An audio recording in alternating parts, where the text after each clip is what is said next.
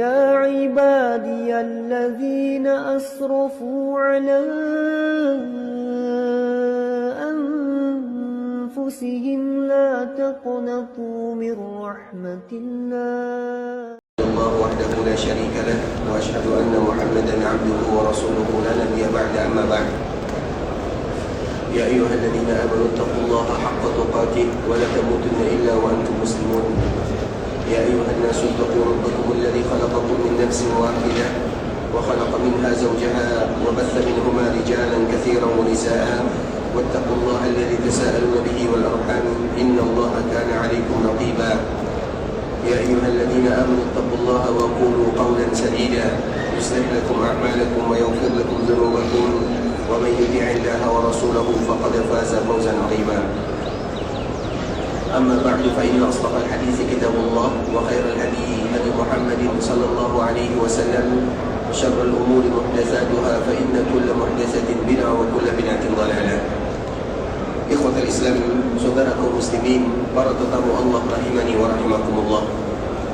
Alhamdulillah, Allah Subhanahu wa taala kembali memberikan kesempatan kepada kita bersama sehingga kita masih bisa duduk beribadah di dalam masjid Rasulullah sallallahu alaihi wasallam, karena memang tidak ada tujuan seorang muslim ketika Allah Subhanahu wa taala berikan kesempatan kepada mereka datang ke kota Madinah kecuali ingin berlama-lama berada di dalam masjid Rasulullah untuk meningkatkan keimanan dan ketakwaan kepada Allah Subhanahu wa taala. Karena memang di antara salah satu nama kota Madinah adalah Darul Iman atau juga disebut dengan Al-Iman. Allah Subhanahu wa taala menyebutkan di dalam Al-Quran, walladzina tabawwa'ud dara wal iman, mereka-mereka yang senantiasa menyengajakan rumah mereka menjadi tempat keimanan. Begitu juga di dalam hadis Nabi sallallahu alaihi wasallam, innal imana la ya'rizu ila al-Madinah kama ta'rizu al-hayyatu ila juhriha. Sesungguhnya iman itu akan kembali ke kota Madinah sebagaimana kembalinya ular ke sarangnya. Artinya bahwa Madinah merupakan markasnya iman, karena tidak ada seorang hamba yang datang ke kota Madinah melainkan mereka akan merasakan bertambah keimanan kepada Allah Subhanahu wa taala dan juga kecintaan kepada Rasulullah sallallahu alaihi wasallam. Sehingga kita ingin selalu menjadi hamba yang bersyukur kepada Allah ketika Allah berikan kesempatan kepada kita bisa berada di kota Madinah, yang mana tujuannya adalah untuk meningkatkan keimanan dan ketakwaan kepada Allah Subhanahu wa ta'ala. Kemudian salawat beriringkan salam semoga senantiasa tercurahkan buat junjungan alam Nabi kita yang mulia, uswah dan qudwah kita bersama, Muhammad bin Abdullah sallallahu alaihi wasallam, yang mana kewajiban tidak boleh kita lalaikan adalah senantiasa mengucapkan salam dan salawat kepada Rasulullah sallallahu alaihi wasallam. Allahumma salli ala Muhammad wa ala ali Muhammad kama sallaita ala Ibrahim wa ala ali Ibrahim innaka Hamidum Majid. Allahumma barik ala Muhammad wa ala ali Muhammad kama barakta ala Ibrahim wa ala ali Ibrahim innaka Hamidum Majid. Ikhwatul Islam, saudara kaum muslimin, para tetamu Allah rahimani wa rahimakumullah. Sekarang kita akan kembali melanjutkan pembahasan yang sebelumnya, masih berkaitan dengan ibadah puasa, kemudian keringanan-keringanan yang Allah Subhanahu wa taala berikan kepada hambanya. Kita mengetahui ikhwatul Islam, dan kita akan kembali mengulangnya, bahwa ibadah Ramadan merupakan di antara salah satu hadiah dari Allah Subhanahu wa taala kepada hambanya. Ketika Allah Subhanahu wa taala memberikan kepada mereka bonus yang sangat banyak sekali. Di awal pembicaraan kita senantiasa mengatakan ikhwatul Islam, apabila datang bulan Ramadan, Nabi sallallahu alaihi wasallam akan menyampaikan kabar gembira ini kepada para sahabatnya. Artinya Nabi memberikan mubasyirat. Nabi sallallahu alaihi wasallam mengkabarkan kepada para sahabatnya, atakum Ramadan syahrul mubarak. Wahai para sahabatku, datang kepada kita bulan Ramadan, bulan yang penuh dengan keberkahan. Apabila penuh dengan keberkahan, maka di dalam keberkahan itu ada dua makna di dalamnya. Yang pertama, sesuatu tidak disebut dengan berkah kecuali terkandung kebaikan-kebaikan yang sangat banyak sekali, dan itu ada pada bulan Ramadan, bulan yang mana di dalamnya semuanya kebaikan. Kemudian keberkahan tidaklah disebut dengan keberkahan kecuali ada syarat yang kedua, yaitu kebaikan yang ada di dalamnya bersifat untuk selama-lamanya. Dan Ramadan akan senantiasa mengandung kebaikan di dalamnya dan kebaikan yang ada di dalamnya akan bersifat untuk selama-lamanya. Sehingga ikhwatul Islam, bulan Ramadan ini merupakan di antara hadiah dari Allah Subhanahu wa taala kepada kaum muslimin, di mana cara Allah Subhanahu wa taala ingin menghapuskan dosa hambanya, memberikan pahala kepada mereka, kemudian ingin mengangkat derajat mereka setinggi-tingginya. Dan itulah alasannya kenapa di bulan Ramadan, bulan yang diberikan oleh Allah Subhanahu wa taala keutamaan yang sangat banyak sekali. Kemudian ikhwatul Islam, kemarin kita telah menjelaskan ada beberapa hal yang dianjurkan bagi kita mendapatkan atau boleh bagi kita memilih. Dan di antara salah satunya safar, dan yang kedua adalah ketika seorang muslim mereka sakit.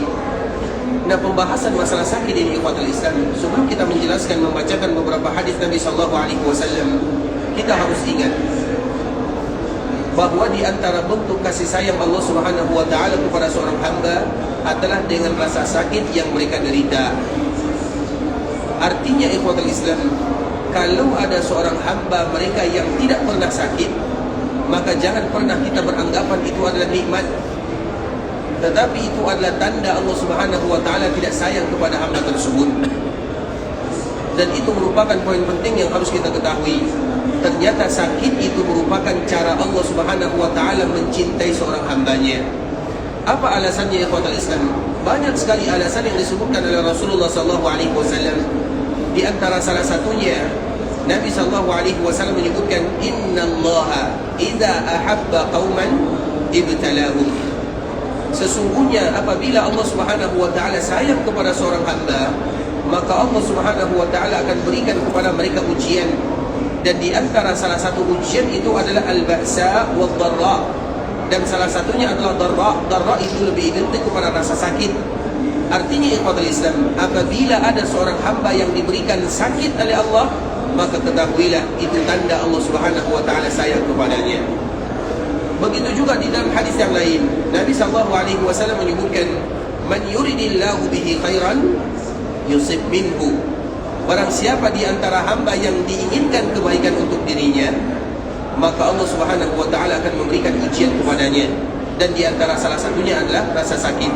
Bahkan para ulama ikhwatul Islam, banyak sekali di antara mereka yang mengarang buku masalah penyakit atau mengarang buku masalah terutama demam misalnya, sehingga apabila kita membaca demam atau rasa buku-buku tersebut, maka kita akan merasa ternyata itu adalah bagian daripada nikmat Allah Subhanahu wa taala. Makanya kalau ada di antara kita yang diberikan ujian oleh Allah Subhanahu wa taala sakit, di samping itu merupakan tanda Allah sayang kepadanya, di sisi lain itu adalah nikmat dari Allah Subhanahu wa taala kepada dirinya. Jadi sakit itu adalah bagian daripada nikmat, dan kebalikannya sehat selalu ikhwatul Islam berarti tanda Allah Subhanahu wa taala tidak sayang kepada hamba tersebut. Makanya kita tahu riwayat-riwayat yang menceritakan, misalnya kita contohkan Fir'aun, misalnya kita contohkan Fir'aun itu ikhwatul Islam, di antara salah satu yang tidak pernah dia rasakan adalah sakit. Fir'aun itu dia tidak pernah sakit, sehingga dengan dia tidak pernah sakit, maka dengan itu pula lah dia menganggap dirinya sebagai seorang Tuhan. Makanya Fir'aun mengatakan ana rabbukumul a'la. Tidak langsung dia mengatakan kalimat ini, ada mukaddimah-mukaddimahnya. Dan di antara mukaddimahnya, dikala dia merasa tidak pernah sakit, tidak pernah kurang hartanya, maka di saat itulah dia mulai dia melampaui batas. Dan ujung atau puncak daripada dia melampaui batas adalah ucapannya ana rabbukumul a'la, aku adalah Tuhan kalian yang maha tinggi. Kenapa dia berani mengatakan yang demikian? Dia tidak pernah sakit, dia tidak pernah mendapatkan ujian. Artinya semuanya ada pada dirinya. Makanya Nabi SAW menyebutkan, innallaha idza ahabba qauman ibtalahum. Allah apabila sayang kepada seorang hamba, Allah berikan ujian, salah satunya adalah sakitnya. Begitu juga ikhwatul Islam. Suatu ketika ada salah seorang wanita yang sudah tua datang kepada Nabi SAW untuk menawarkan putrinya kepada Nabi. Kemudian wanita ini mengatakan, ya Rasulullah, maukah engkau menikah dengan putriku? Kemudian wanita ini mengatakan sifat putrinya. Hampir saja Nabi SAW mengiyakan. Artinya hampir saja wanita ini dinikahi oleh Nabi SAW. Karena ibu ini datang, disebutkan sifatnya, anakku seperti ini, anakku seperti ini, anakku seperti ini, disebutkan semuanya. Kemudian di akhir kisah Wanita ini mengatakan, ya Rasulullah, di antara sifat anakku, dia sebutkan, di antara sifat anakku, dia tidak pernah sakit. Wanita ini mengatakan kepada Nabi, dan dia merasa kalau tidak pernah sakit itu merupakan di antara nikmat. Maka dia mengatakan kepada Nabi, ya Rasulullah, di antara sifat anakku, dia tidak pernah sakit. Mendengarkan kalimat ini, yang tadi Nabi SAW ingin menikah dengan anak daripada wanita ini, apa kata Nabi? Kalau demikian sifatnya, maka kami tidak butuh. Kalau demikian sifatnya, maka kami tidak butuh. Artinya ikhwatul Islam, berarti itu bukan merupakan di antara salah satu kelebihan. Orang yang tidak pernah sakit, itu bukan kelebihan, tapi kekurangan yang ada pada dirinya. Bisa dipahami? Begitu juga ikhwatul Islam. Suatu ketika, dan ini lebih ekstrim lagi, Nabi SAW pernah menyebutkan, kalau kalian ingin melihat salah seorang di antara penduduk neraka, maka lihatlah fulan, lihatlah laki-laki ini. Kemudian ikhwatul Islam, para sahabat heran, siapa sih laki-laki yang tadi disebutkan oleh Nabi SAW, dia menjadi atau salah satu penduduk neraka. Kemudian dilihat, ternyata laki-laki itu adalah laki-laki yang segar, bugar, kuat, tinggi, kuat. Dan di antara salah satu sifatnya, ternyata dia tidak pernah sakit. Itulah yang menyebabkan, artinya Nabi mengatakan yang demikian. Bukan berarti orang ini langsung masuk ke neraka, tidak demikian keadaannya. Tapi salah satu yang bisa menyebabkan dia masuk ke neraka karena dia tidak pernah sakit. Itu merupakan poin penting ikhwatul Islam. Sehingga pembahasan sakit itu merupakan pembahasan yang luar biasa di dalam agama. Makanya di dalam setiap ibadah, ibadah salat, ibadah puasa, ibadah zakat, ibadah haji, ibadah apapun, pasti para ulama membahas tentang masalah sakit, karena itu merupakan di antara nikmat secara tidak langsung yang diberikan oleh Allah Subhanahu wa taala kepada hambanya. Artinya kalau ada di antara kita yang sakit, ketahuilah itu adalah cara Allah untuk menghapuskan dosanya. Itu cara Allah untuk mengangkat derajatnya. Itu cara Allah untuk memberikan kepadanya pahala yang luar biasa. Karena kita tahu, dikala kita beribadah kepada Allah, dan selalu ini kita mengulang-ulangnya ikhwatul Islam, ketika kita beribadah kepada Allah, siapa di antara kita yang bisa mengatakan ibadah saya diterima oleh Allah, maka dengan itu pula saya akan mendapatkan pahala darinya? Tidak ada di antara kita yang bisa mengatakan yang demikian. Ketika kita beribadah, tidak ada di antara kita yang bisa memastikan ibadahnya pasti diterima. Artinya kalau kita beribadah, apakah kita mendapatkan pahala? Kita hanya bisa berharap semoga dengan ibadah ini Allah berikan kepadaku pahala. Tapi memastikan dengan aku melakukan ini aku akan mendapatkan pahala, memastikan tidak ada yang bisa. Sedangkan dikala kita melakukan dosa, maka kita sudah pasti mendapatkan. Kalau kita melakukan kemaksiatan, maka kita pasti mendapatkan dosa. Artinya kalau beribadah belum tentu mendapatkan pahala, tapi kalau melakukan kemaksiatan maka kita akan mendapatkan dosa. Artinya ikhwatul Islam, kalau seandainya kita mengukur dengan ukuran ini, kira-kira kapan kita akan mendapatkan surga Allah Subhanahu wa taala? Kira-kira kapan kita akan mendapatkan pahala yang banyak sekali? Kapan? Melakukan ibadah belum tentu diterima. Melakukan maksiat maka akan berdosa dengannya. Kira-kira kalau kita mengukur diri kita ini, kita ingin bermuhasabah, kira-kira siapa di antara kita yang lebih besar pahalanya daripada dosanya? Semua kita akan mengatakan bahwa dosa saya lebih banyak daripada pahalanya. Lantas bagaimana cara Allah Subhanahu wa taala mengangkat derajat kita, memuliakan kita di dunia sebelum menghadiahkan kita di dalam surga? Salah satu cara Allah Subhanahu wa taala adalah dengan sakit. Seorang hamba ikhwatul Islam dikala beribadah belum tentu pasti diterima, dan belum tentu dia mendapatkan pahala. Tapi kalau dia bermaksiat maka dia akan berdosa dengannya. Tapi apabila seorang hamba dia sakit, maka pasti akan mendapatkan pahala yang banyak sekali. Dan itu adalah alasan dan cara Allah untuk memberikan kepadanya pahala yang tinggi. Sehingga sebagaimana yang disebutkan oleh Nabi SAW, apabila ada seseorang yang diberikan ujian sakit oleh Allah Subhanahu wa taala, maka itu merupakan di antara cara Allah menginginkan hamba tersebut berjalan di permukaan dunia tanpa memiliki dosa. Karena sakit itu ikhwatul Islam, sakit apapun walaupun sakit sedikit saja.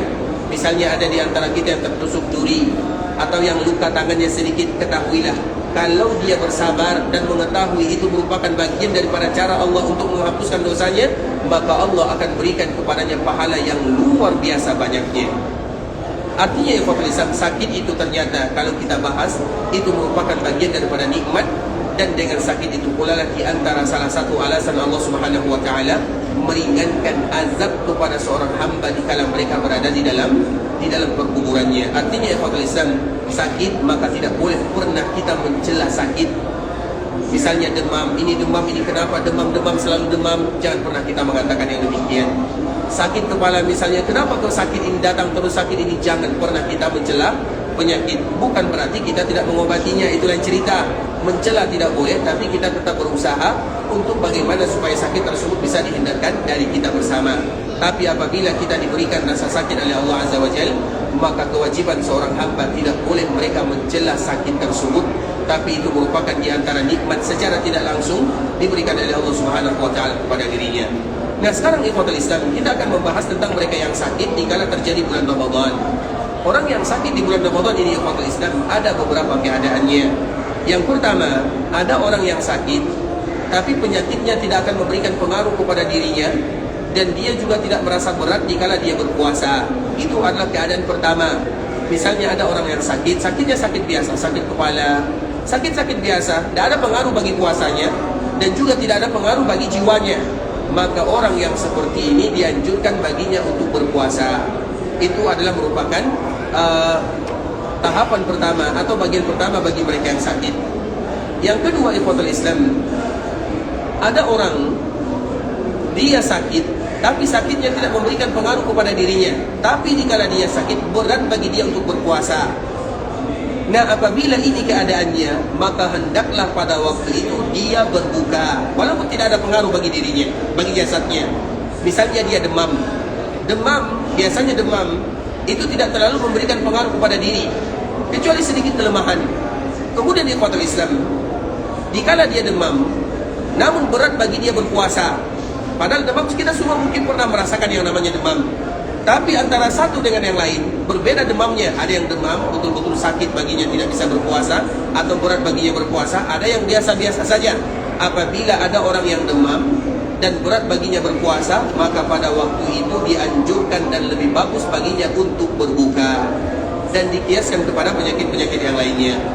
Kemudian ikhwatul Islam, dan yang ketiga adalah mereka yang berat baginya berpuasa kemudian akan memberikan pengaruh buruk bagi fisiknya, maka orang ini wajib hukumnya untuk berbuka. Bukan dianjurkan, tapi tidak boleh pada waktu itu dia berpuasa. Makanya ikhwatul Islam, di dalam ibadah itu terbagi kepada dua. Yang pertama, ibadah dalam rangka melakukan sesuatu, itu disebut dengan ibadah. Yang kedua, meninggalkan juga disebut dengan ibadah. Jadi ibadah itu bukan hanya sekedar melakukan saja, meninggalkan sesuatu juga disebut dengan ibadah. Dan ini ikhwatul Islam akan kita bahas pada pembahasan tentang orang yang haid, yang nifas, orang yang sakit. Kita contohkan misalnya, apabila ada seorang wanita yang datang bulan berhalangan, kemudian mereka tidak berpuasa, mereka tidak salat, mereka tidak menyentuh mushaf. Ketika wanita-wanita ini mereka tidak menyentuh mushaf, tidak berpuasa, tidak salat, apakah itu ibadah baginya atau tidak? Ibadah atau tidak? Ibadah. Kenapa ibadah? Karena dia meninggalkan sesuatu karena perintah Allah Subhanahu wa taala. Kenapa kita mengatakan ibadah? Coba kita balikan. Kalau seandainya ada wanita yang berhalangan, dia salat, dia beribadah atau berdosa? Berdosa. Apabila ada wanita yang berhalangan, dia masuk masjid, berpahala atau berdosa? Pahala atau dosa? Dosa. Apabila ada wanita yang berhalangan, dia berpuasa, pahala atau dosa? Tetap dia berdosa dengannya. Karena dikala dia haid, kemudian dia meninggalkan, maka dikala dia meninggalkan, dia berpahala dengan meninggalkan hal tersebut. Makanya ikhwatul Islam, beribadah kepada Allah dengan melakukan, dan beribadah kepada Allah dengan meninggalkan. Dua-duanya disebut dengan ibadah.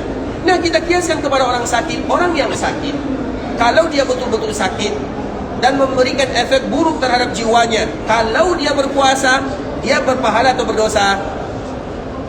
Berpahala atau berdosa dengannya?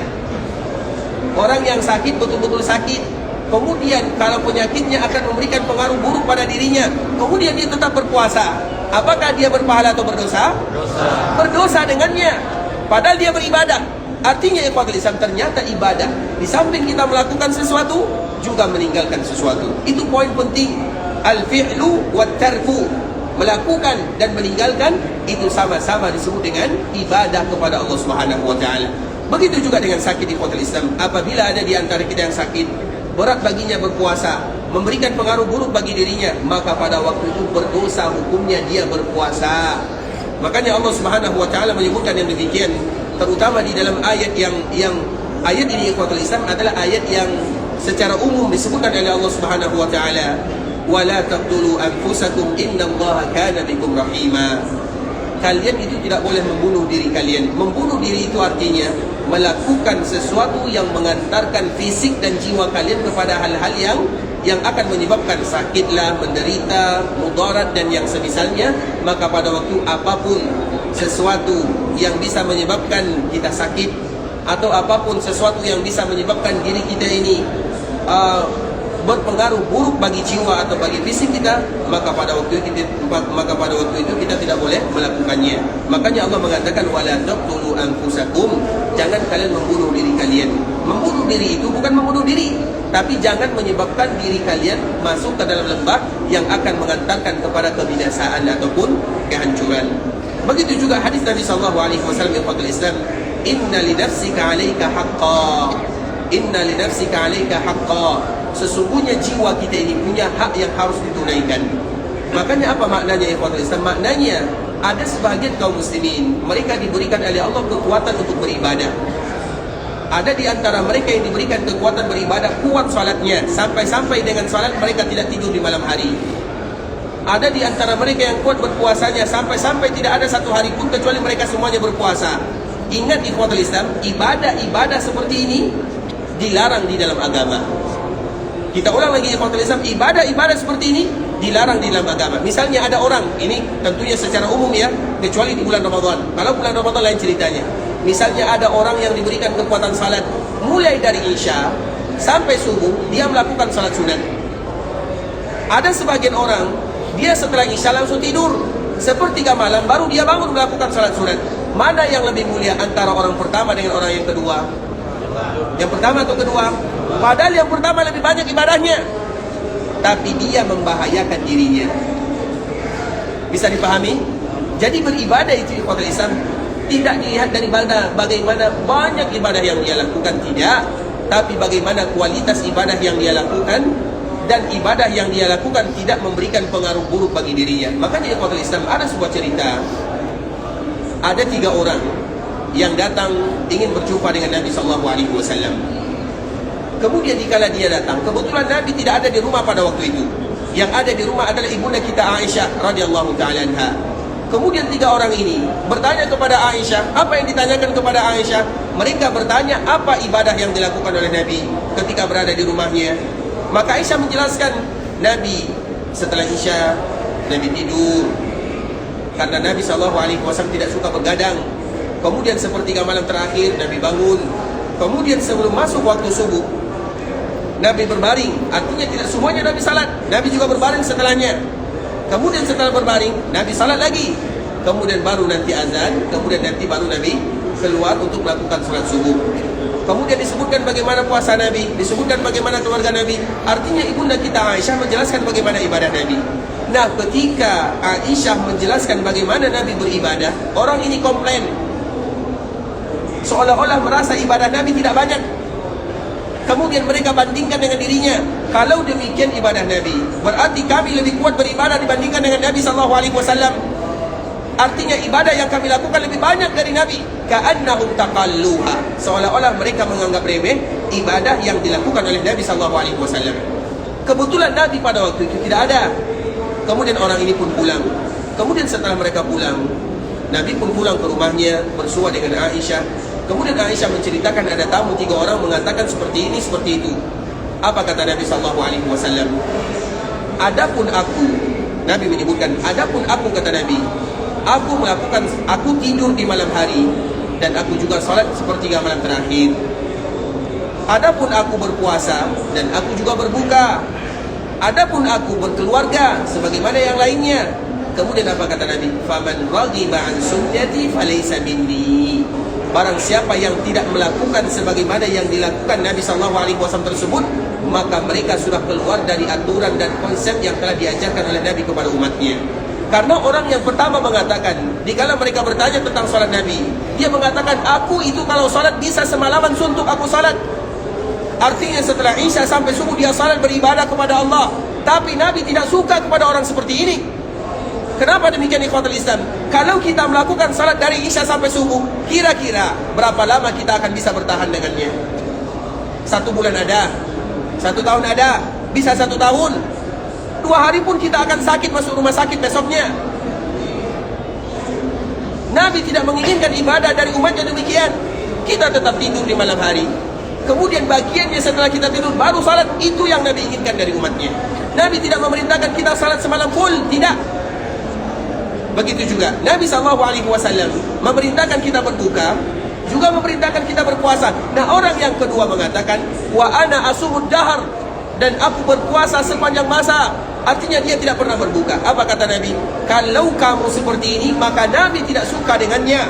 Artinya apabila ada orang yang berpuasa saja kerjanya, maka ketahuilah Nabi tidak suka dengan ibadah tersebut.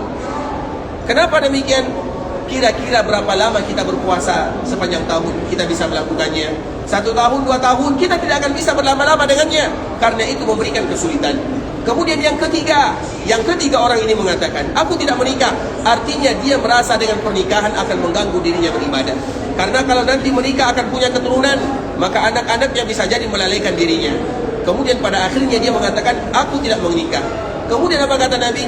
Barang siapa yang tidak menikah, maka itu tidak disukai oleh Nabi SAW. Kenapa demikian? Karena itu bagian daripada fitrah manusia. Artinya ikhwatul Islam, di akhir cerita apa kata Nabi? Faman raghiba an sunnati falaysa minni. Barang siapa yang tidak suka kepada apa yang aku lakukan, kepada sunnahku kata Nabi, maka bukan bagian daripada diriku. Artinya ikhwatul Islam, ternyata di dalam agama kita harus wa'atu kulladhi haqqin haqqah. Itu merupakan kaidah yang harus kita pahami. Setiap orang itu punya haknya. Diri kita punya hak yang harus ditunaikan. Istri punya hak yang harus kita selesaikan. Punya hak juga. Anak begitu juga. Tetangga, kaum muslimin, semuanya punya hak. Itulah makna daripada hadis Nabi SAW. Inna li nafsika alaika haqqa. Sesungguhnya jiwamu juga punya hak yang harus kamu tunaikan. Artinya, apabila ada seseorang yang berat baginya berpuasa karena safar atau karena sakit, kemudian dia paksakan dirinya untuk berpuasa, maka ketahuilah jangankan pahala yang dia dapatkan, tapi dia berdosa dengannya. Sampai di sini bisa dipahami? Tapi ikhwatul Islam, kemudian yang berikutnya, bagi mereka yang diberikan keringanan untuk tidak berpuasa adalah mereka-mereka yang haid atau mereka yang datang bulan. Dan kita ketahui ikhwatul Islam, secara umum, ini secara umum ya, secara umum jenis laki-laki itu diberikan kelebihan oleh Allah Subhanahu wa taala dibandingkan dengan jenis perempuan. Jenisnya, bukan orangnya. Kalau orang ikhwatul Islam, betapa banyak wanita-wanita mereka menjadi penduduk surga dan mereka mulia dibandingkan dengan jutaan laki-laki. Itu orangannya, per orangnya. Tapi jenisnya, artinya secara umum jenis laki-laki dimuliakan oleh Allah Subhanahu wa taala. Makanya dalam sebuah hadis ikhwatul Islam, hadis yang dikeluarkan oleh Imam Bukhari dan Imam Muslim, apa kata Nabi kepada kalangan wanita? Nabi mengatakan, ma ra'aitu min naqisati aqlin wa dinin adhabu li lubbil rajulil hazimi min ihdakun. Nabi SAW mengatakan kepada para wanita, aku tidak pernah melihat orang yang kurang. Apa kurangnya? Yang pertama, kurang akalnya. Yang kedua, kurang agamanya dibandingkan dengan kalian wahai kaum wanita. Makanya biasanya wanita itu ikhwatul Islam, kalau ada masalah, biasanya mereka menggunakan akalnya atau menggunakan perasaannya. Perasaan kita tahu itu semua. Makanya kalau wanita ada masalah, karena mereka menggunakan perasaan, mereka lebih suka untuk bercerita dan menyampaikan. Makanya kita harus tahu sifat wanita ikhwatul Islam. Artinya perempuan atau istri kita, terutama kita yang sudah menikah, dia sifatnya adalah suka bercerita karena mereka menggunakan perasaannya. Makanya ada sebuah penelitian, kalau laki-laki ikhwatul Islam dalam satu hari mereka bisa menghabiskan kosakata, kita berbicara dalam satu hari itu maksimal 7.000 kata. 7.000 kata. Jadi laki-laki normal, kecuali ustaz ya, kalau ustaz itu berceramah saja kerjanya, jadi banyak menghabiskan kata-kata. Jadi laki-laki biasa ikhwatul Islam, mereka menghabiskan kosakata dalam satu hari kurang lebih 7.000. Tapi kalau perempuan normal, mereka akan menghabiskan dalam satu hari 21.000 kata. Kalau ini tidak keluar, makanya seorang suami harus menjadi tempat curhat istri yang paling bagus. Kalau tidak, maka dia akan curhat kepada laki-laki lain. Bisa dipahami atau tidak? Karena itu tabiatnya. Dan itu disebutkan oleh Nabi SAW. Ma ra'aitu min naqisati aqlin wa din. Aku tidak pernah melihat orang yang kurang akal dan agamanya kecuali kalian para wanita. Karena perempuan ada masalah, apapun masalahnya, mereka tidak langsung menggunakan akalnya, tapi mereka menggunakan perasaannya. Kalau perasaan yang kita gunakan, maka di sanalah keluar kata-kata, banyak keluar kata-kata. Maka di antara tabiat perempuan itu banyak berbicara, sehingga masalah ghibah, namimah itu lebih ditekankan kepada mereka karena mereka yang paling banyak melakukannya. Dan itu disebutkan oleh Nabi SAW. Sehingga bagi kita sebagai seorang suami ikhwatul Islam, maka dalam satu hari kita harus mendengarkan curhatan istri. Kalau tidak, itu bisa berbahaya. Ibarat kompor gas bisa meledak kapan saja. Kalau kita tidak menjadi tempat sandaran yang paling bagus bagi mereka, maka mereka akan curhat kepada yang lainnya. Tapi seorang wanita yang mana memiliki suami yang siap mendengarkan curhatannya, kita tidak boleh komen di ikhwatul Islam. Kalau masalah istri jangan komentar, dengarkan saja. Setelah mendengarkan, maka kita pergi, aman dunia. Tapi kalau tidak ikhwatul Islam, maka itu bisa bahaya. Karena Nabi menyebutkan yang demikian. Kalau laki-laki, kalau biasanya kita ada masalah, apa yang kita gunakan? Akal. Dengan kita menggunakan akal, orang yang biasa menggunakan akalnya, maka dia lebih banyak diamnya. Makanya kalau laki-laki ada masalah, dia menyendiri, ingin menyelesaikan bagaimana solusinya, maka dia menyendiri. Dia tidak suka bersama keramaian. Itu sifat berbeda antara laki-laki dan perempuan. Artinya jenis laki-laki jenis laki-laki itu yang Islam lebih menggunakan akalnya dibandingkan dengan jenis perempuan. Kita berbicara secara umum. Itu yang pertama, masalah akal. Kemudian yang kedua, wadin. Begitu juga dengan agama. Artinya secara umum, agama laki-laki lebih kuat dibandingkan dengan perempuan secara umum, jenisnya. Nah, sehingga ikhwatul Islam kita pun bertanya, dan para wanita pun mereka bertanya kepada Nabi, apa maknanya? Mereka kurang akal dan agamanya itu apa maknanya? Maka mereka pun mengatakan, qulna wa ma nuqsanu aqlina wa dinina ya Rasulullah.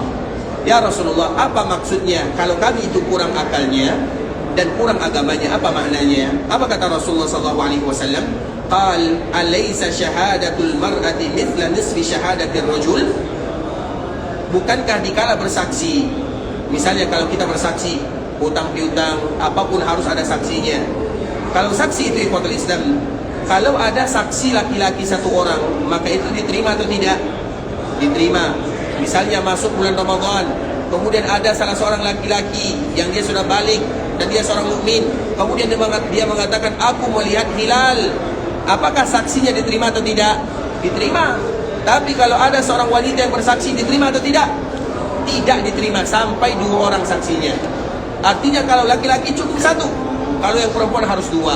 Apa artinya ikhwatul Islam? Karena biasanya mereka banyak salahnya. Salah penyampaiannya, bisa jadi tidak kurang atau kurang hafalannya. Jadi secara umum ikhwatul Islam, Allah berikan kepada jenis laki-laki itu akal berlebih dibandingkan dengan perempuan. Itu secara garis besar dan secara jenis. Bukan berarti kita harus mengatakan saya lebih dari kalian, tidak. Karena betapa banyak wanita-wanita yang lebih mulia daripada laki-laki. Kemudian ikhwatul Islam, qulna bala. Ketika Nabi mengatakan, bukankah dikala persaksian kalau laki-laki bersaksi 1 orang cukup, yang perempuan 2, maka perempuan mengatakan bala, iya ya Rasulullah. Qal fadzalika nuqsanu aqliha. Itu adalah bentuk kurang akal yang ada pada diri perempuan. Kemudian, alaysa idza hadat lam tusalli wa lam tasum? Apalagi kata yang kedua, masalah agama, kurang agama itu yang mana? Maka Nabi mengatakan, alaysa idza hadat lam tusalli wa lam tasum? Apakah apabila seorang wanita mereka datang bulan haid, mereka tidak boleh puasa dan mereka tidak boleh salat? Maka para wanita mengatakan, qulna bala, iya ya Rasulullah. Qal fadzalika min nuqsani diniha. Maka itu adalah bentuk kurang agamanya. Artinya ikhwatul Islam, kurang agama, karena yang kita bahas itu adalah kurang agama. Dikala semua orang salat, wanita-wanita yang haid tidak salat. Dikala semua orang puasa, berarti wanita-wanita yang haid mereka tidak berpuasa. Bahkan di ikhwatul Islam ada juga kejadian yang terjadi di zaman ibunda kita Aisyah radhiyallahu taala anha. Aisyah mengatakan kalau wanita datang bulan, mereka tidak salat, tidak puasa. Maka ada wanita yang bertanya, kenapa demikian ya Aisyah, ya Ummuna? Maka apa jawaban Aisyah radhiyallahu taala anha? Aharuriyatun anti? Aharuriyatun anti? Apakah kamu adalah haruriyah? Haruriyah itu ikhwatul Islam adalah sifat seorang kelompok atau yang lebih kita kenal dengan istilah khawarij. Khawarij itu adalah orang yang paling rajin ibadahnya, orang yang paling banyak baca Qurannya. Mereka mukanya pucat pasi karena di malam hari mereka bergadang salat, di siang hari mereka berpuasa. Tapi sebagaimana mukadimah yang tadi kita sebutkan, itu betul atau salah?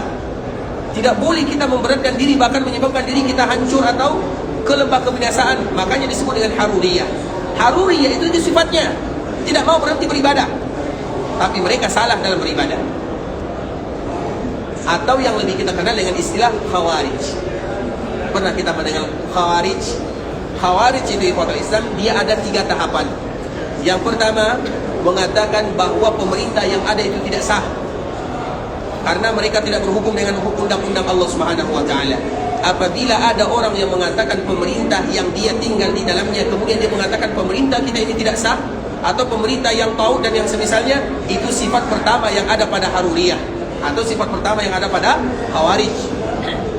Kemudian sifat yang kedua, semua yang mendukung pemerintah yang tidak sah, yang berhukum dengan undang-undang manusia, maka mereka juga sama. Itu sifat yang kedua. Kemudian sifat yang ketiga, maka mereka mudah menumpahkan darah kaum muslimin, mudah mengkafir-kafirkan kaum muslimin. Yang mudah mengkafir-kafirkan kaum muslimin atau menumpahkan darah kaum muslimin, itulah yang disebut dengan khawarij atau disebut dengan haruriyah. Dan orang itu ingat sifatnya, mereka rajin ibadahnya, taat beribadah kepada Allah, tapi mereka salah di dalam beribadah. Mereka tidak sesuai dengan apa yang diajarkan oleh Nabi SAW. Salah satunya adalah masalah wanita haid. Kenapa? Karena wanita-wanita khawarij, wanita-wanita haruriyah, mereka juga tetap ingin berpuasa, mereka juga tetap ingin salat walaupun mereka haid datang bulan.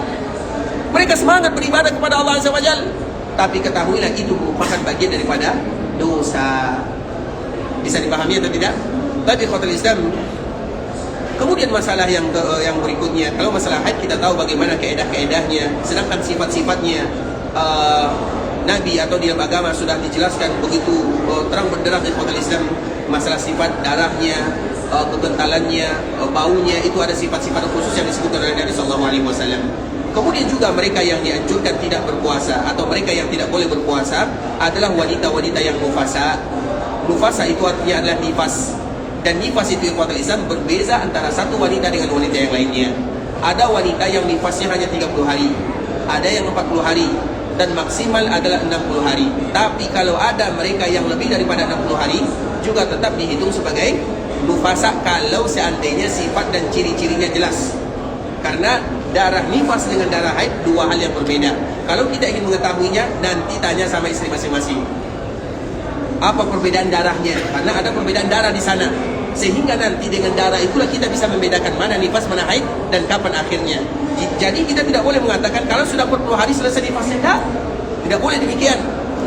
Iya, secara hukum asal wanita seperti itu, iya. Sama dengan wanita yang haid, wanita yang berhalangan. Wanita yang berhalangan 6 hari atau 7 hari, iya, itu kebiasaannya. Tapi ada mereka yang berhalangan 15 hari, bahkan ada yang 20 hari.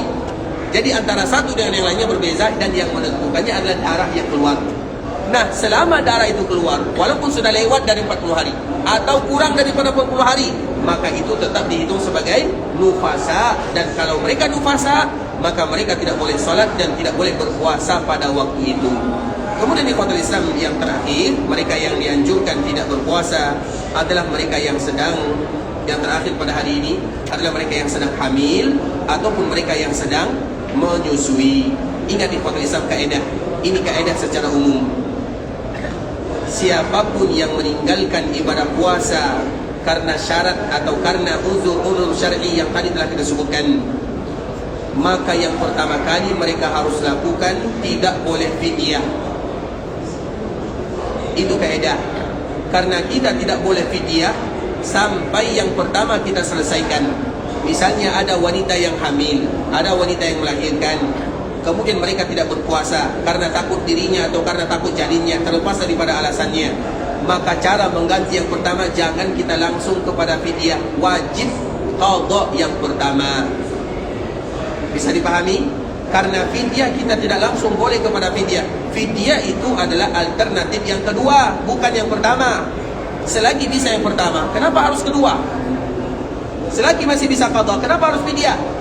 Kecuali kalau tidak lagi bisa fidyah, kecuali kalau tidak lagi bisa qadha, itu baru. Misalnya seorang wanita yang produktif, suaminya tahun ini hamil, tahun depan menyusui, tahun depan hamil lagi, menyusui lagi, begitu selanjutnya sampai umurnya 40 tahun. Wanita seperti ini kapan kira-kira puasanya? Maka kalau seandainya demikian, kalau seandainya, maka baru dia pindah kepada alternatif yang kedua. Tapi itu kan jarang, terutama sekarang ini ikhwatul Islam, masih banyak wanita-wanita yang hamil mereka sanggup berpuasa. Begitu juga wanita-wanita yang menyusui masih sanggup berpuasa. Terutama masih banyak sekali alat-alat bantu dan yang semisalnya.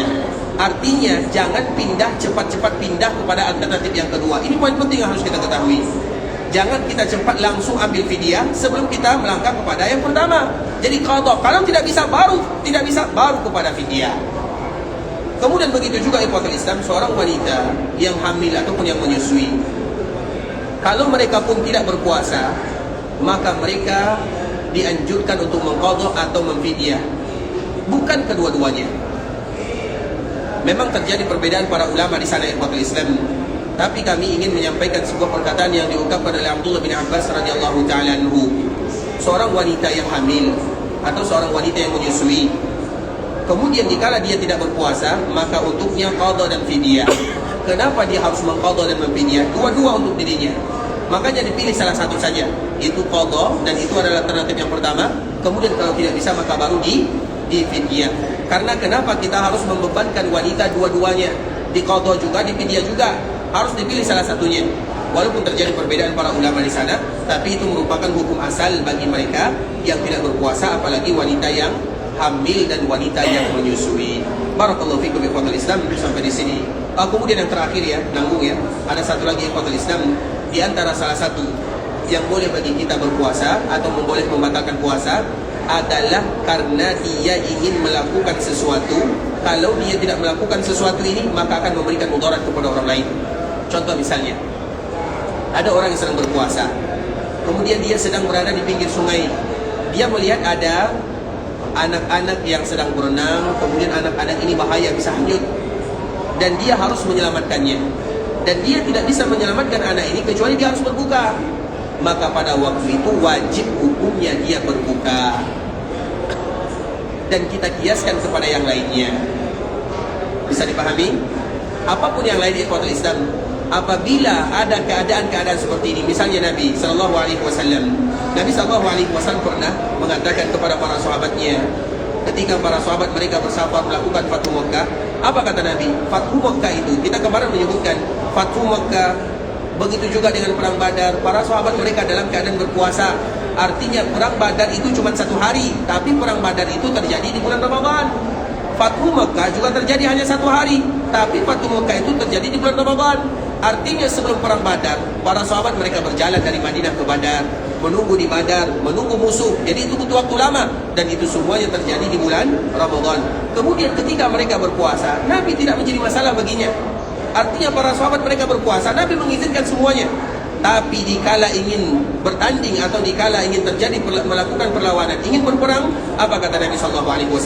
Innakum qad danautum min aduwikum wal fitru aqwalakum. Wahai para sahabatku, kalian akan menghadapi musuh kalian, maka berbuka lebih kuat bagi kalian. Artinya karena ada mudarat yang lebih kuat, artinya ini berjihad di jalan Allah Subhanahu wa taala. Sama dengan kita kiaskan yang tadi. Kalau kita ingin menyelamatkan seseorang dan kita harus berbuka dengannya, seperti misalnya ada orang kecelakaan, keluarga kita kecelakaan, dan ketika kecelakaan harus mereka kurang darahnya, maka terpaksa darah kita harus disumbangkan. Apakah kita masih bisa berpuasa dengan darah kita disumbangkan, jadi donatur darah? Bisa atau tidak? Bisa. Tapi kalau seandainya memberikan pengaruh buruk bagi diri kita, wajib pada waktu itu kita berbuka, kemudian baru sumbangkan darah. Bisa dipahami? Dan kiaskan kepada yang lainnya. Ikhwatul Islam, saudara kaum muslimin, para tetamu Allah rahimani wa rahimakumullah. Sampai di sini pembahasan yang bisa kami jelaskan. Yang benar dari Allah Subhanahu wa taala, yang salah sudah pasti dari diri kami pribadi karena kurangnya ilmu kami, karena kebodohan dan kejahilan kami, dan kami mohon dimaafkan kalau ada kalimat-kalimat, kata-kata yang salah kami di dalam menyampaikannya. Baik, kalau ada di antara kita yang ingin bertanya dengan syarat yang belum bertanya dan usianya lebih dari 40 tahun. Tadi ya, yang tua dulu ya, silakan Pak. Salam bro.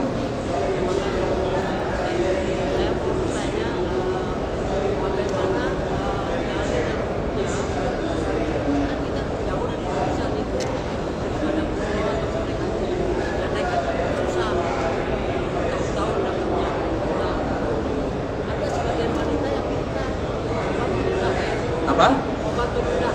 Penunda haid. Baik. Apa hukumnya? Pertanyaannya kami ulang. Apa hukumnya jika seseorang melakukan ibadah umrah, terkhusus kaum wanita, keluarga kita, anak putri-putri kita, istri kita atau kerabat kita, kemudian dikala dia sampai di sini, dia tahu jadwal, kan biasanya wanita itu ada jadwal khususnya, dan mereka juga tahu kapan berangkatnya. Nah, kebetulan jadwal berangkatnya itu adalah jadwal datang bulannya. Kalau datang bulan, nanti mereka tidak bisa sholat di dalam Masjid Nabawi.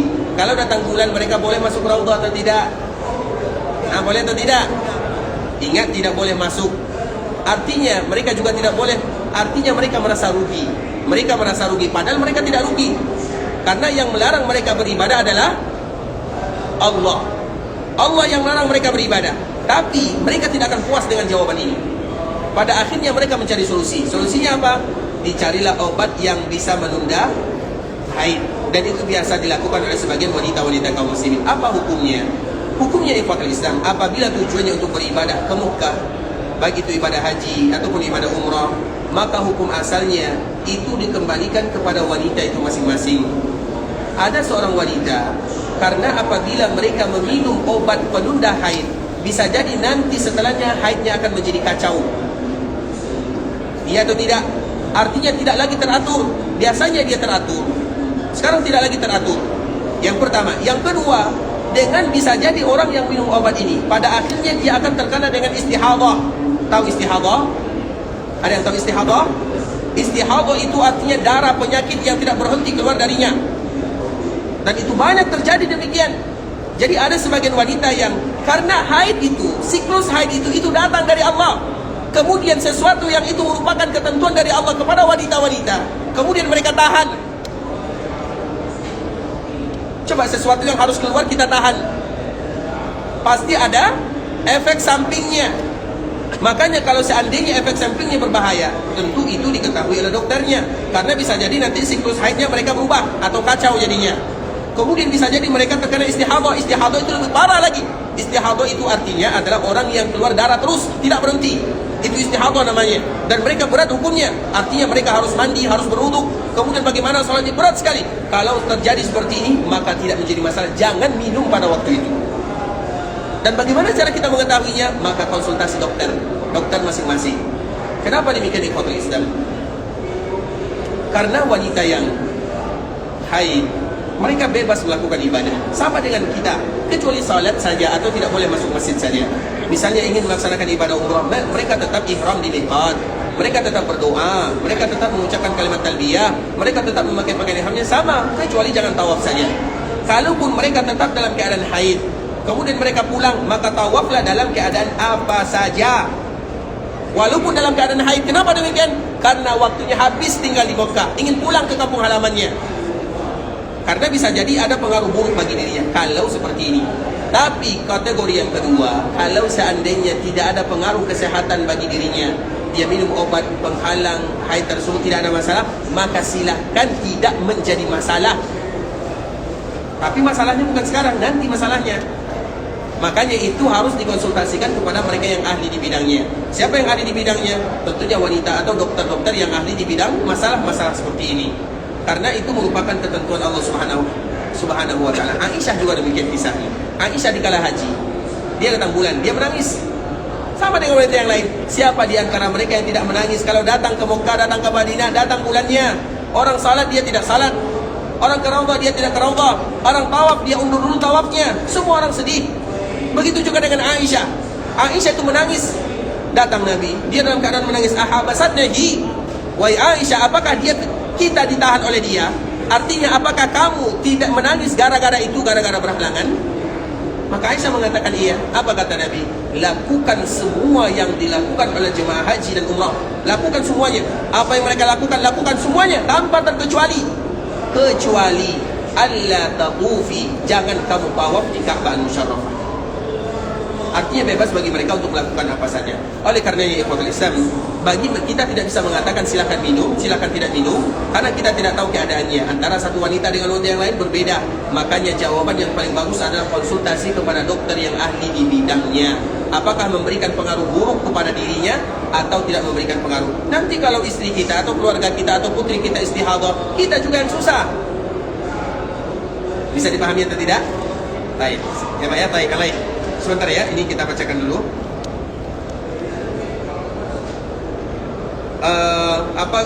Izin bertanya, apakah sama sholat yang dilakukan di dalam Masjid Nabawi di Tanah Haram dengan sholat di pelataran masjidnya, di jalan-jalan, di musola hotel yang tersambung dengan suara imam dan masjid? Ikhwatul Islam, saudara kaum muslimin, kita menjelaskan ini secara cepat saja. Antara Masjid Madinah dengan Masjid Mekah berbeza.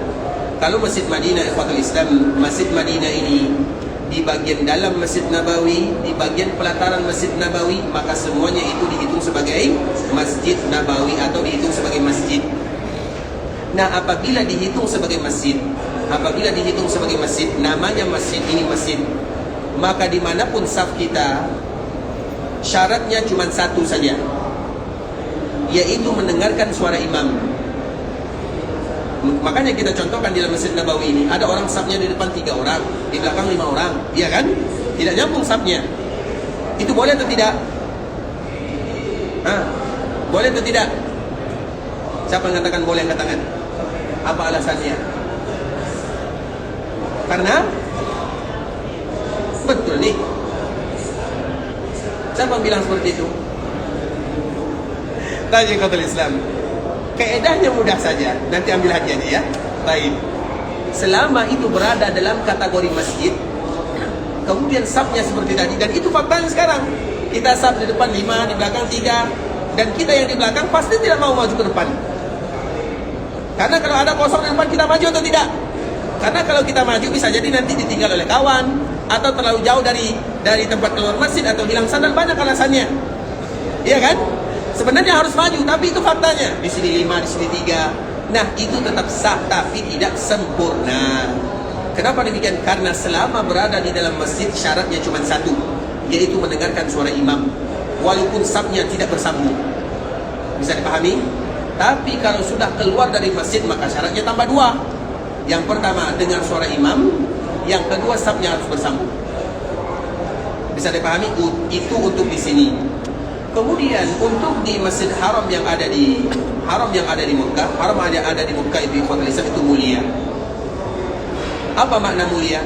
Karena dimanapun safnya, mau di pelatarannya, mau di masjid-masjid yang ada di luarnya, mau di musola hotelnya, mau di jalan-jalannya, mau di tokonya, semuanya sama dapat. Dan itulah kemuliaan tanah haram yang ada di Makkah Al-Mukarramah. Bukan berarti kita menganjurkan kita salat di luar, di toko, turun di bawah langsung salat, tidak. Tetap kita bagian depannya. Karena semakin susah kita beribadah, semakin besar pahalanya. Tapi secara hukum, maka semuanya dapat. Karena tanah haram yang ada di Makkah Al-Mukarramah, semua batasan-batasan haram itu disebut dengan kata Al-Masjidil Haram di dalam Al-Quran. Itulah perbedaan tanah haram Makkah dengan tanah haram yang ada di Madinah. Berarti kalau di Madinah ada orang yang sholat di hotelnya ada musola, apakah dia terhitung sebagai jemaah atau tidak? Terhitung atau tidak? Terhitung. Kalau dia sholat jemaah di dalamnya. Tapi apakah dia terhitung sebagai jemaah Masjid Nabawi? Kan itu pertanyaannya. Iya atau tidak? Baru tidak terhitung. Tapi jemaah atau tidak? Tetap mereka berjemaah. Tapi apakah jamaah Masjid Nabawi? Tidak jawabannya. Jelas sampai sini? Sedangkan di tanah haram ada musalla, misalnya di Zamzam misalnya, musallanya banyak. Apakah mereka terhitung sebagai jemaah? Jemaah yang mana? Semuanya. Bisa dipahami itu perbedaan. Makanya di hotel-hotel yang dekat dengan tanah haram Madinah itu biasanya tidak ada musallanya. Dia atau tidak? Tidak sama dengan hotel-hotel yang ada di sana karena hukumnya berbeza. Baik, yang lain. Silakan Pak. Kita dahulukan yang apa kalau dari tema keluar tema Pak ya. Baik, silakan. Nasihat untuk saya sudah haji dan pengen bandel haji untuk orang tua, namun menggunakan visa non kuota haji masuk ke Makkah tanpa ihram. Sarannya, nasihatnya. Terima kasih.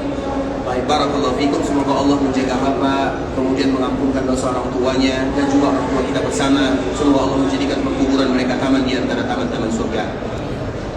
Ikhwatul Islam, pertanyaannya, dikala kita alhamdulillah sudah berhaji dan kita ingin membatalkan orang tua haji, hanya saja masalahnya kalau kita daftar lagi, baru boleh daftar 10 tahun lagi kalau daftar di negara.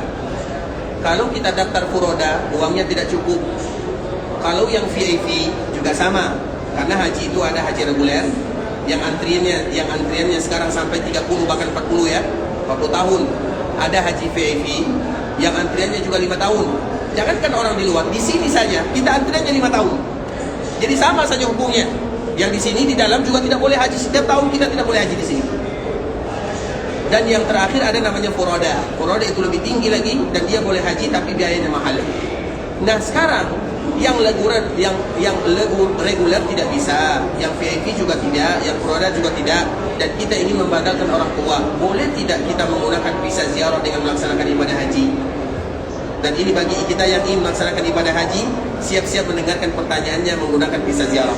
Nah, karena pertanyaan ini ikhwatul Islam sering ditanyakan kepada kami. Baik, pertanyaan yang pertama, visa ziarah melaksanakan ibadah haji itu diizinkan oleh negara atau tidak? Negara kita dulu. Negara mana saja? Negara Indo, negara Malaysia, negara Singapura, negara Brunei. Apakah ada negara yang mengizinkan dengan visa ini melaksanakan ibadah haji? Secara undang-undang tidak ada satupun negara yang mengizinkannya. Itu poin yang pertama. Poin yang kedua, apakah negara sini mereka mengizinkannya? Juga tidak, berarti 12 negara sudah tidak mengizinkannya. Kemudian yang ketiga, mudaratnya. Karena nanti kalau kita, ini mohon maaf ya Pak ya, karena nanti kalau kita pakai visa ziarah, banyak sekali gak tenang kita beribadah. Masuk ke tanah haram, kita pakai pakaian biasa, tidak pakai ihram. Kenapa tidak pakai ihram? Takut dicegat oleh polisi. Berarti kita sudah merasa kita bersalah. Kemudian yang kedua, dikala kita sampai di Arafah, kita sembunyi-sembunyi. Di Mina juga demikian keadaannya. Apakah tenang rasanya dikala kita melaksanakan ibadah dengan sembunyi-sembunyi, ada rasa takut di dalam hati kita? Tentu kita tidak akan tenang. Tahun kemarin ya, bukan tahun ini, tahun kemarin bahkan Kementerian Agama sampai datang ke sini karena kurang lebih ada 700 orang tua yang sudah meninggal gara-gara visa ziarah yang mereka tidak bertanggung jawab. Ini masalahnya bukan main-main, ini masalah nyawa. Kita lihat biasanya yang haji reguler itu orang muda atau orang tua? Orang tua yang sudah antrian puluhan tahun. Kemudian mereka daftar di umur 50, berangkatnya di umur 70. Di umur 70 kaki sudah 3. Kawannya sudah obat-obatan.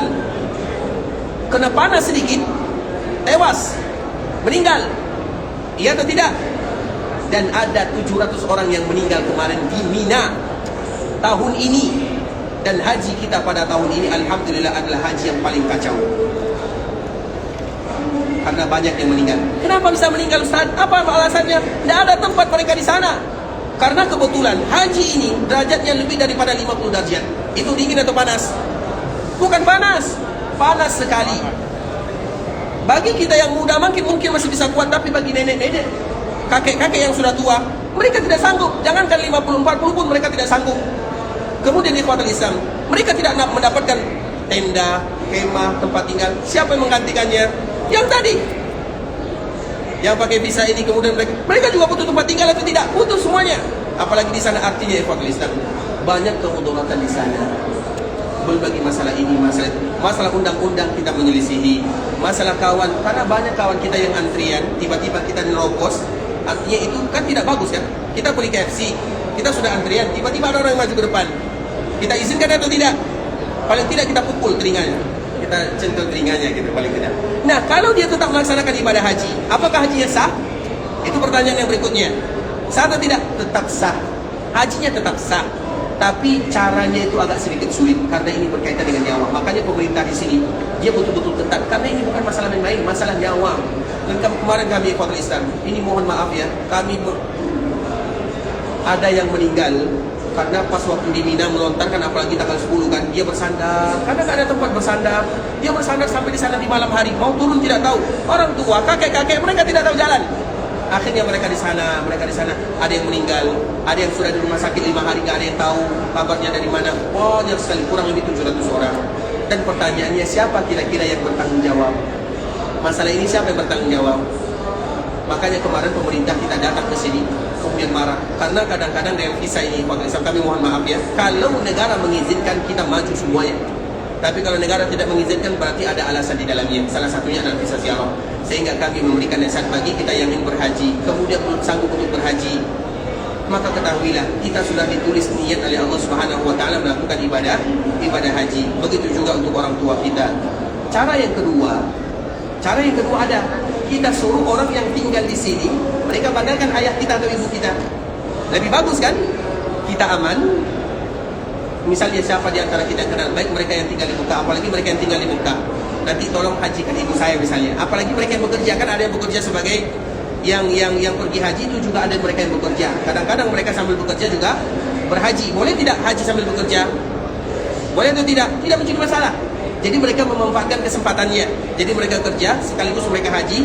Nah, kadang-kadang mereka hajinya sudah selesai, kadang-kadang mereka membatalkan orang lain, dan itu cara yang lebih aman. Uangnya juga sama habisnya, tapi tidak antrian. Artinya ya Pak Islam, tentunya kita tidak boleh keluar dari undang-undang negara dan kemaslahatan bersama. Karena ini masalah haji berat sekali. Kami pun menjawabnya berat ya Pak Islam. Jadi kami mohon maaf ya Pak ya, ini jawaban yang bisa kami sebutkan karena inilah faktanya. Karena pertanyaan seperti ini kemarin juga ditanyakan, dan kebetulan pas setelah haji dia menggunakan visa ziarah. Kemudian setelah haji dia mengatakan, Ustaz, apa hukumnya berhaji seperti ini? Kemudian kami tanya bagaimana hajinya. Kami masuk ke Mekah tanpa menggunakan pakaian ihram. Kemudian sampai di Arafah kami sembunyi-sembunyi. Intinya kami sembunyi-sembunyi, karena nanti kalau ketahuan tidak ada gelangnya, maka bisa jadi ditangkap atau ada yang lainnya. Jadi efeknya banyak sekali, mudaratnya terlalu banyak, terlalu besar resikonya. Oleh karenanya ya Fakir Islam, maka kalau seandainya kita tidak sanggup, maka kita cari alternatif yang lain. Dan haji umrah adalah ibadah yang diikat dengan kemampuan. Ya Pak ya, barakallahu fiikum. Yang lain silakan. Yang di belakang pertama ya, Taib silakan. Luar pembahasan lagi ya, Taib.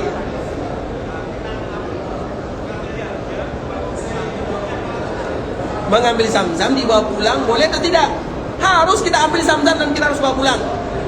Tapi zam-zam siapa? Itu pertanyaannya. Zam-zam siapa yang Bapak bawa pulang? Zam-zam masjid. Zam-zam masjid itu zam-zam kita atau zam-zam orang? Nah, apa jawabannya? Boleh zam-zam. Zam-zam itu adalah nikmat yang luar biasa dari Allah kepada kaum muslimin. Tidak boleh ada yang pulang kecuali bawa zam-zam. Tapi pertanyaannya zam-zam siapa? Kalau zam-zam masjid, zam-zam Masjid Nabawi misalnya, ini zam-zam Masjid Nabawi ini punya siapa? Punya orang atau punya kita? Punya orang atau punya kita? Punya orang dan punya kita. Karena kita juga berhak untuk meminumnya, tapi sekedar untuk diminum. Tapi kalau kita masuk Masjid Nabawi, dibawa plastik yang 5 liter itu boleh atau tidak? Dan ini biasa ya, banyak ya. Mohon maaf ya, ini boleh atau tidak?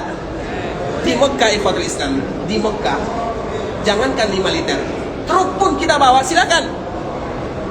Kita bawa mobil, masukkan ke sana, ambil zam-zam semuanya, karena di situ sumbernya.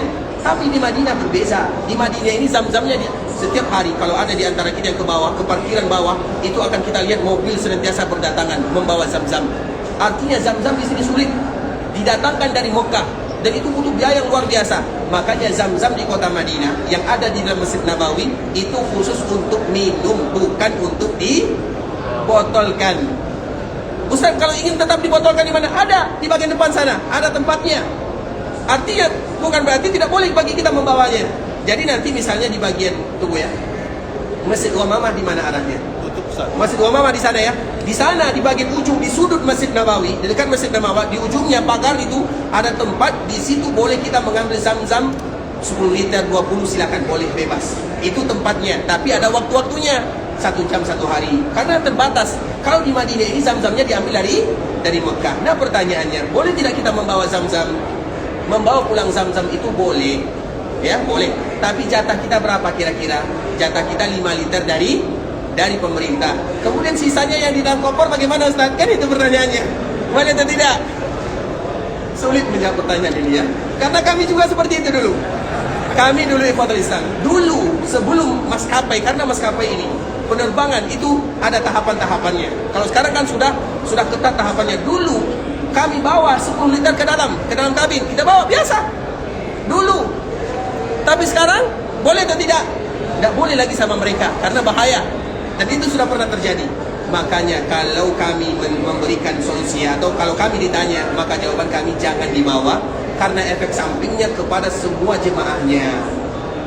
Jadi misalnya ada satu koper yang bermasalah, semuanya tertunda. Coba bayangkan kalau kepulangan kita tertunda 24 jam, maka orang akan melihat kita semuanya. Ini gara-gara kamu nih, bahaya. Kalau ada yang lolos, itu karunia dari Allah Subhanahu wa taala. Iya atau tidak? Tapi kalau tidak, qadarullah. Artinya ikhwatul Islam, secara hukum negara, maka itu tidak boleh karena kita sudah ada jatahnya. Ustaz terlalu sedikit. Siapa di antara kita yang tidak ingin bawa banyak pulang? Semua kita ingin. Tapi karena sama dengan Raudhah sekarang. Raudhah dulu kita bisa tidur di dalamnya. Setelah asar kita datang ke Raudhah, kita tidur baringan rebahan biasa. Kalau sekarang lebih dari 10 menit kita diusir darinya. Ya atau tidak? Karena zaman sudah berubah. Tidak sama lagi orang dulu dengan orang sekarang, berbeda. Artinya ikhwatul Islam, kita kembalikan la yukallifullahu nafsan illa usaha. Semoga yang 5 liter ini memberikan keberkahan kepada kita dan kepada keluarga kita dan orang-orang yang kita hadiahkan. Dan alhamdulillah zam-zam pun sekarang sudah ada di mana-mana. Iya atau tidak? Sekarang kita lihat di berbagai macam negara sudah banyak yang jual zam-zam. Yang asli atau yang palsu itu urusan kedua. Yang penting zam-zam dulu. Dan jelas ya? Nah, yang lain kami persilakan. Yang terakhir ya.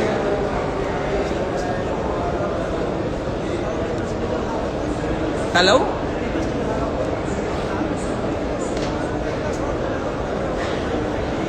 di Masjidil Haram yang ada di Mekah, terutama di Masjidil Haram yang ada di Mekah, kadang-kadang kita salat kemudian orang lalu lalang di depannya. Bagaimana keadaannya? Yang pertama pertanyaannya, kita salat di mana? Kalau kita salat di jalan, ya iya orang jalan di sana. Iya saya tahu, misalnya di mana posisi kita salat. Biasanya kebanyakan kita salatnya kan di tempat jalan orang, di luar kan orang jalan tempat orang lewat. Kalau seandainya demikian keadaannya, maka kita tidak, maka orang itu tidak salah, sama-sama salah. Memang hukum asal salat ikhwatul Islam, hukum asalnya tidak kita salat kecuali ada sutrahnya. Misalnya saya salat ada sutrah di depan, sehingga orang lewat di bagian depan sutrahnya, di belakang sutrahnya, bukan di antara kita dengan sutrah. Itu hukum asalnya. Tapi sebahagian para ulama mereka memberikan pengecualian di tanah haram Makkah Madinah, terkhusus di Makkah Al-Mukarramah. Makanya untuk lebih aman, cari tempat salat yang paling bagus. Di mana? Di belakang tiang. Iya atau tidak? Belakang tiang siapa yang mau lewat di depannya? Karena tiang. Atau di dalam masjid Nabawi, di dalam masjid haramnya. Iya, kalau ada yang lewat, karena orang yang ada di sana kita tidak tahu bagaimana keadaannya. Bisa jadi karena dia mau cepat, atau mau ke WC, ke toilet, ke tandas dan semisalnya. Banyak perkara-perkara yang kadang-kadang kita tidak tahu. Walaupun hukum asalnya tidak boleh. Kerjasama antara yang salat dengan yang lewat, harus kerjasama.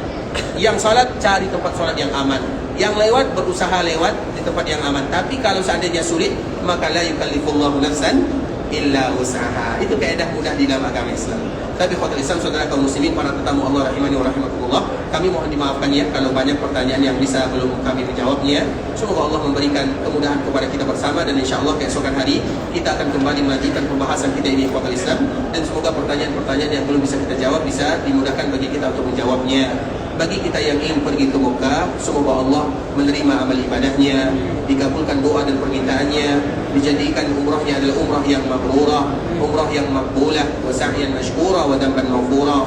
Bagi kita yang habis waktunya di tanah haram Makkah Madinah, ingin pulang ke kampung halamannya, semoga Allah memudahkan perjalanannya, memberikan kelancaran dalam setiap urusannya, mengembalikan mereka kepada keluarga yang mereka tinggalkan dalam keadaan sehat walafiat, dan kita selalu berharap, berdoa, bermohon kepada Allah agar kita tidak diharamkan dari tanah Makkah, Madinah untuk beribadah di dalamnya. Sebagaimana kita juga bermohon kepada Allah agar Allah berikan kepada kita keikhlasan dalam beribadah, kemudian juga keistiqamahan, dan hadiah yang terakhir yang kita minta kepada Allah adalah diberikan kepada kita bersama husnul khatimah. Kita tutup dengan doa kafaratul majlis. Subhanakallahumma wa bihamdika asyhadu an la ilaha illa anta astaghfiruka wa atubu ilaik. Wa sallallahu wa sallim ala nabiyyina wa habibina wa khalilina Muhammadin wa ala alihi wa sahbihi wa sallam tasliman katsiran. Assalamualaikum warahmatullahi wabarakatuh.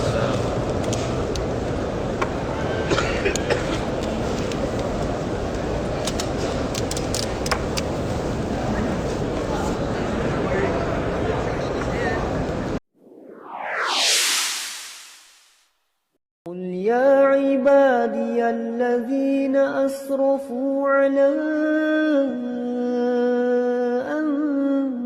أنفسهم لا تقنطوا من رحمة الله